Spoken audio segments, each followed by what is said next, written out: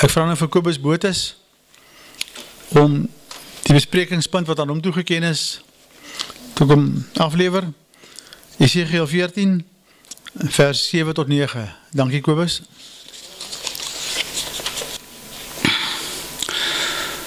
Goeiedag, weer eens volksgenote, gelooftegenote. Aan my is gegee Jesegiel 14 vers 7 tot 9. Ek het al reeds in my vorige referaat ook kortliks hierin verwys. Die onderwerpe wat partykeer half oorvleuel, is maar net bevestiging van hoe belangrik daardie onderwerpe vir Vader is.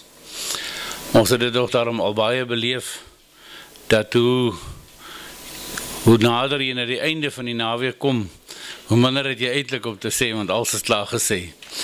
So dit is nou maar, dit is maar hoe Vader en sy Gees dit vir ons gee. Ons kommunikeer nie met mekaar nie, en dit is net bevestiging op bevestiging. Jesegiel 14 vers 1. Daarop het die manne uit die oudstes van Israel na my gekom en voor my gaan sit. Ek lees dan vanaf vers 1. Toe het die woord van Jahwe tot my gekom en gesê, mensekind, hierdie manne het hulle drekgode in hulle hart opgeneem en die struikelblok tot hulle ongeregtigheid voor hulle aangesig neergesit. Sou ek my dan werklik deur hulle laat raadpleeg? Nou wat is al hierdie drekgode? Volgens die King James word dit vertaal as idols. Met ander woorde, Christmas, Valentine, Pasas, rugby, of eintlik die meeste sportsoorte wat so opgeblaas word op TV en geld. En dan gaan ek nou maar 'n paar noem wat ek ook sien as mense wat dit ook in ons geleedere ook hulle afgode maak. Soos byvoorbeeld sabbate, besnydenis, lamsag, doop, die name ensovoorts. Party mense is daar, as jy nie gedoop is nie, dan kan jy nie saam met my aanbid nie. So ek beskou dit as dit is vir hom belangriker as die samesyn. As jy nie saam met my sabbat hou nie, dan kan jy nie saam met my aanbid nie. Of as jy nie besny is nie, gaan jy nie saam met my Pasga eet nie. Sulke goeders, en ek beskou dit ook as afgode onder ons volksgenote. Hoekom noem ek dit ook drekgode, oftewel idols? Want vir sommige mense is die een aspek vir hulle die alfa en die omega. Byvoorbeeld, as jy nie besny is nie, mag jy nie saam met my aanbid nie. Ander weer, as jy nie gedoop is nie, is jy nie welkom by my nie. So kan ek aangaan met die drekgode of afgode van die volk. Wat 'n hartseer saak is dit nie. Die punt word totaal gemis. Dis wat ek altyd sê, ons klein was daai cowboy en kroekspeletjies. As ek nou goed skiet het en jy val nie, en dan sê ek, as jy nie val nie, speel ek nie meer saam nie. So as jy nie by my inval nie, dan is jy uit. So daar is nie ruimte dat ons mekaar kan tegemoet kom, terwyl die skrif sê, ons ken maar nog net ten dele nie. Jesegiel 4 vers 14, daarom spreek met hulle en sê vir hulle, so spreek die almagtige Jahwe, elke man uit die huis van Israel, wat sy drekgode in sy hart opneem, en die struikelblok tot sy ongeregtigheid voor sy aangesig neersit, en na die profeet toe kom, ek Jahwe sal hom daar volgens die menigte van sy drekgode antwoord gee, sodat ek die huis van Israel in hulle hart kan gryp, omdat hulle almal deur hulle drekgode hulle van my afgewend het. Daarom sê aan die huis van Israel, so spreek die almagtige Jahwe, bekeer julle en wend julle af van julle drekgode en wend julle aangesig af van al julle gruwels. Nou wil ek beklemtoon die gedeelte wat Vader vir ons goedgekeur het, vers 7.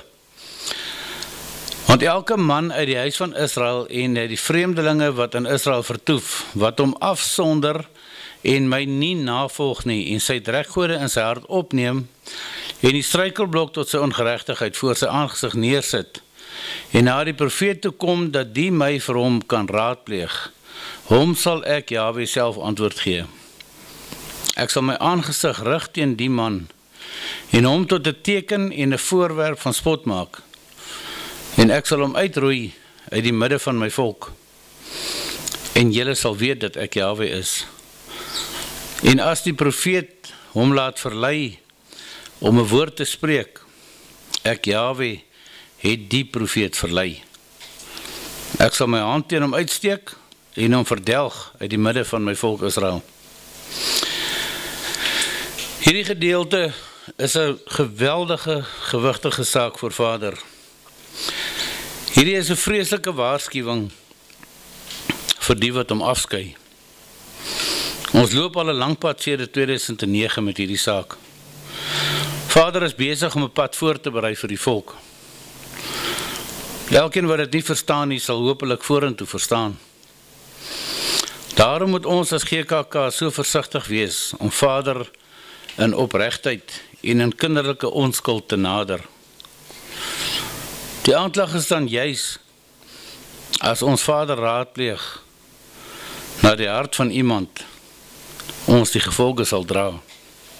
Kom ek lees die gedeelte net weer, want dit is vir my baie belangrik. Want vers 7, want elke man uit die huis van Israel en uit die vreemdelinge wat in Israel vertoef, wat hom afsonder en my nie navolg nie, en sy drekgode in sy hart opneem, en die struikelblok tot sy ongeregtigheid voor sy aangesig neersit, en na die profeet toe kom, dat die my vir hom kan raadpleeg, hom sal ek Jahwe self antwoord gee. Ek sal my aangesig rig teen die man, en hom 'n teken en 'n voorwerp van spot maak, en ek sal hom uitroei uit die midde van my volk, en julle sal weet dat ek Jahwe is. En as die profeet hom laat verlei om 'n woord te spreek, ek Jahwe het die profeet verlei, en ek sal my hand teen hom uitstrek en hom verdelg uit die midde van my volk.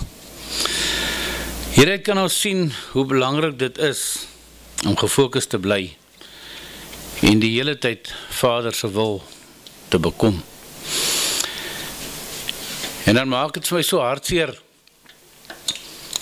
van mense wat met ons 'n pad gestap het en wat nou uitklim en nie meer saam wil stap nie. Ek sien hierdie as 'n geweldige waarskuwing. Dan wil ek ook vir ons lees uit Matteus 5 vanaf vers 1. En toe hy die skare sien, het hy op die berg geklim, en nadat hy gaan sit het, het sy disippels na hom gekom. En hy het sy mond geopen en hulle geleer en gesê, salig is die wat arm van gees is, want aan hulle behoort die koninkryk van die hemele. Salig is die wat treur, want hulle sal vertroos word. Salig is die sagmoediges, want hulle sal die aarde beerwe. Salig is die wat honger en dors na die geregtigheid, want hulle sal versadig word. Salig is die barmhartiges, want aan hulle sal barmhartigheid bewys word. Salig is die wat rein van hart is, want hulle sal Elohim sien. Salig is die vredemakers, want hulle sal kinders van God genoem word. Salig is die wat vervolg word ter wille van die geregtigheid, want aan hulle behoort die koninkryk van die hemele. Salig is julle, wanneer die mense julle beledig en vervolg en valslik allerhande kwaad teen julle spreek om my ontwil.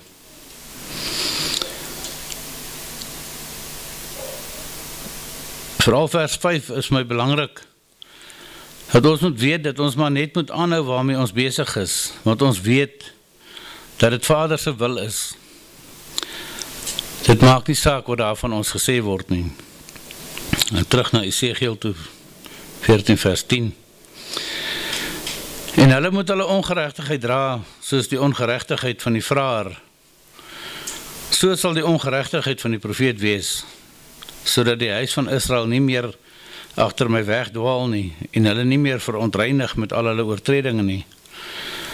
Dan sal hulle my volk wees, en ek sal hulle Elohim wees, spreek Jahwe. Verder het die woord van Jahwe tot my gekom en gesê, mensekind, as 'n land teen my sondig deur troubreek te begaan, en ek my hand daarteen uitstrek, en die staf van die brood daarvan verbreek, en 'n hongersnood daarin stuur, en ek daaruit mens en dier uitroei, hoe het hierdie volk nie al teen ons Vader troubreek gepleeg nie. Die verbond met ons gesluit by Bloedrivier word verag en geminag. Hoe wil ons dan hê dat Vader sy hand oor hierdie land moet hou? Daar is wel 'n oplewing na die bywoning van geloftefeeste, maar die autentieke gelofte word nie daar erken nie. Dit wat oor ons Vader se lippe gegaan het, word verdraai. Ek klink vandag soos 'n doemprofeet, maar dit kan nie anders nie. Die woord moet uit. Die volk moet tot bekering kom, en dan sal Vader ons uitred, soos wat hy beloof het in sy skrif.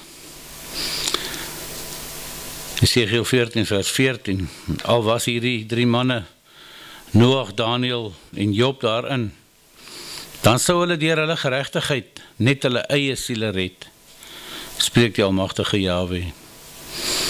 As ek wilde diere in die land laat rondswerf, dat hulle dit kinderloos maak, en dit 'n wildernis word, sodat niemand daar deurgaan, vanweë die wilde diere nie, al was hierdie 3 manne daarin. So waar as ek leef, spreek die almagtige Jahwe, hulle sou geen seuns of dogters red nie, net hulle sou gered word, maar die land sou 'n wildernis wees. Of as ek die swaard bring oor daardie land en sê, laat die swaard deur die land trek, en ek daaruit mens en dier uitroei, al was hierdie 3 manne daarin, so waar as ek leef, spreek die almagtige Jahwe, hulle sou geen seuns of dogters red nie, maar net hulle sou gered word. Of as ek pes in daardie land stuur, en my grimmigheid daaroor uitgiet in bloed, om my daaruit mens en dier uit te roei, al was Noag, Daniel en Job daarin, so waar as ek leef, spreek die almagtige Jahwe. Hulle sou geen seun of dogter red nie, hulle sou net hulle eie siel deur hulle geregtigheid red. En so sê die almagtige Jahwe, hoeveel te meer as ek my 4 kwaai gerigte swaard, hongersnood en wilde diere en pes op Jerusalem afstuur, om daaruit mens en dier uit te roei.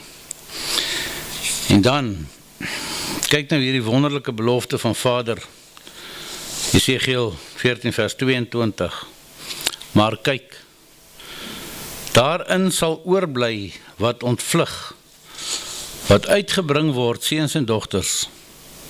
Kyk, hulle kom uit na julle toe, dat julle die weg en hulle handelinge kan sien, en julle getroos kan word, oor die onheil, wat ek oor Jerusalem gebring het, oor alles wat ek daaroor gebring het. Ja, hulle sal julle troos, as julle hulle weg en hulle handelinge sien, en julle sal weet, dat ek nie te vergeefs alles gedoen het, wat ek daarin gedoen het nie, spreek die almagtige Jahwe. Daarom kan ons maar net vashou en aanhou waarmee ons besig is. Prys sy kosbare naam wat vir ewig sal bly staan. Dankie.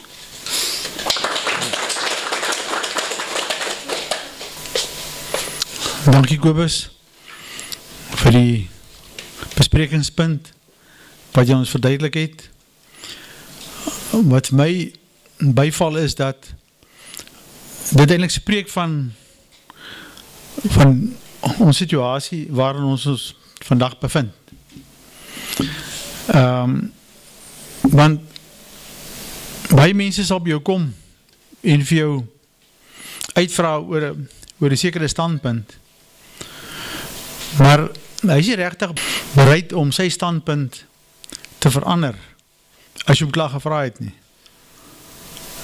Dit laat my dink aan die mense wat met hulle ongeregtigheid, met hulle trekgode by die profeet kom en vir hom vra, raadpleeg vir ons, Vader. Maar hy is nie bereid om sy standpunt vir 'n oomblik tersyde te stel nie. Om homself net te sê, kom ek toets my standpunt, of dit reg of verkeerd is. Maar as jy weer die standpunt is verkeerd, en jy laat jou verlei, en jy raadpleeg Vader, Dan kan jy as 'n profeet of as 'n leier in die volk 'n oordeel oor jouself bring. Soos byvoorbeeld, as iemand vir jou kom vra, wat sê maar baie ryk is en hy het ryk geword omdat hy gesteel het. Hy sê, mag ek maar steel, mag ek maar aanhou steel? En hy is miskien 'n goeie bydraer in jou, jy is miskien nou die pastoor, hy is miskien 'n goeie bydraer tot jou fondse. Sê, kom ons vra maar vir Vader of ons maar mag steel. Hy sal vir jou ontsla raak. So, ons mag hom nie oor ongeregtigheid raadpleeg nie. Ons mag nie die bestaande systeem probeer aan die gang hou met raadpleging nie. So hierdie gedeelte wat jy nou vir ons hanteer het, gaan tot 'n baie groot mate oor raadpleging. Die sakelys gaan oor raadpleging. Ons toekoms gaan oor raadpleging. As ons hom nie raadpleeg nie, sal hy, hoe staan dit in Sefanja 1 vers 6, sal hy besoeking oor ons doen. Hy wil geraadpleeg word. Hy wil hê, ons moet hom vra, hoe dit met, hoe die pad moet wees, as ons vorentoe moet gaan. Maar ons moet nie met ons drekgode dit probeer doen nie. Ons moet nie ons drekgode probeer beskerm in die proses nie. Ons moet ons bekeer. Ons moet losmaak van Babylon. Ons moet losmaak van die verkeerde goed. As ons tot hom wil nader. En die strafgerigte, wat jy van gepraat het, die pes, dis mos maar siektes, en die swaard is maar hongersnood, en die wilde diere, staan daar in die Hebreëus, die KI. En daar staan in Genesis 3 vers 1, en die slang was listiger as die KI. Die Engelse vertaling maak dit noisome beast, en noisome is 'n bose dier. Dis die strafgerigte, dis die inboorlinge, dis die nasies wat rondom ons is. Hy stuur hulle op ons pad, om ons snoodaard te wees, om ons te kom beproef, om ons te beproef tot bekering.